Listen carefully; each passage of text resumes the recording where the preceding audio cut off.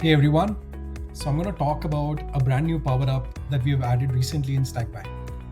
Now you can assign column level permissions right into your table. Yes, you heard it right. Not workspace level, not stack level, not view level, not table level, but column level permissions in Stackby. So now you can lock certain columns that you don't want any of your team members to access.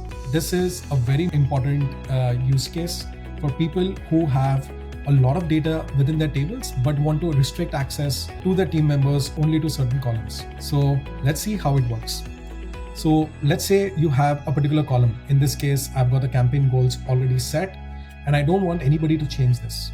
So what I can do is I can open the column menu, click on edit column permissions, and here I can see that who can edit values into this particular column.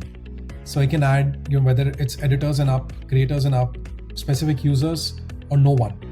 So let's say I start with, nobody.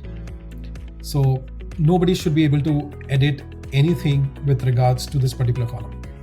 So I've added this as a column permission. Now this is one account that I have, and here's the second account that I have, which has the same stack access, which is a different account altogether. So now if I see it, I cannot edit any of this.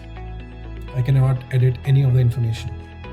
So this is logged for me. I can only use it as a read only, but I cannot edit anything on this particular column. But if I want to edit something else, I can easily edit it, and this will be changed automatically here as well.